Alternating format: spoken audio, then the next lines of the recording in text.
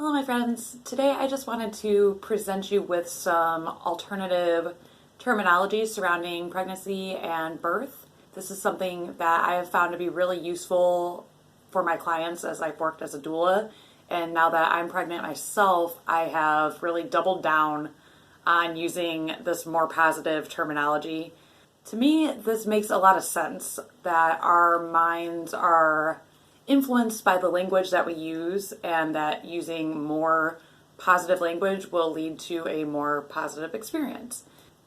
One thing that can be really useful is to avoid using negative language, as in like the words no or don't in particular. So for instance, if you say, don't tense your shoulders up, that's really hard for us to take in and put into action, as opposed to suggesting a positive command, such as, can you let your shoulders relax? Another example might be, don't hold your breath.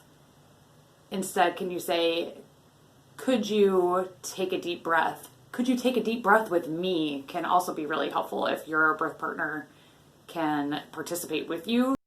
Without further ado, here are some alternative options for words that you can use surrounding birth. Instead of the word contraction, you can use birthing wave, pressure wave. Just use the word wave or surge in place of the word contraction. I've also heard some clients use the word expansion, because if you think about it, we are trying to open and expand. So instead of contraction, you can use expansion. I think that the word contraction sounds like a tightening, and it just implicitly sounds painful. So this is a term that I really like to sub in. Labor. Instead of labor, you can use birthing time. Doesn't that just sound so much more peaceful? Labor sounds like really hard work, and although birthing your baby probably requires some effort, I think that the phrase birthing time just sounds so much more peaceful, and that there's a possibility that there might be something enjoyable or relaxing about the experience. I don't know. Due date. Instead of due date, you can use your guess date, estimated due date. You can use your birthing time or birthing month.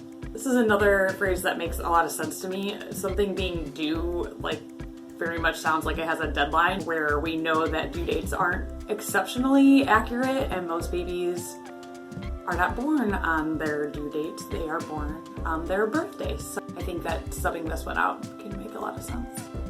Pain. Instead of the word pain, painful, you can use words discomfort, pressure, sensation, tightening.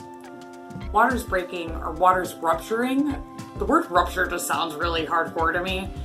You can use membranes releasing, which sounds a lot more organic, doesn't it? Bloody show. Okay. Who came up with this one in the first place? It just sounds like something out of a horror movie. So instead of bloody show, you could use birth show. Complications. Instead of complications, you can use the language of special circumstances. Transition. Instead of saying transition, you can say transformation or near completion. Effacement or dilation, you can say thinning or opening. False labor or Braxton Hicks, you can say practice labor, warm-up labor.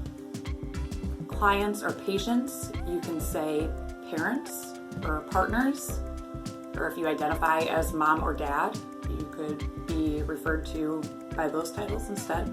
Ring of fire.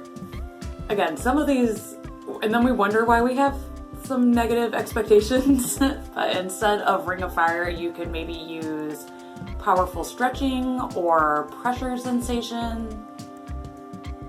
Stalled labor, you can use resting labor. Delivery of the baby, the birthing of the baby, or that your baby is not being delivered, it is being born. A lot of these terms were derived from hypnobabies and hypnobirthing programs, which, if you're interested, I will post the link below that you can learn more about these full childbirth education programs. If you found this video to be helpful, as always, I would so appreciate it if you would subscribe and share with another pregnant person who might benefit from hearing this information. Thanks for watching.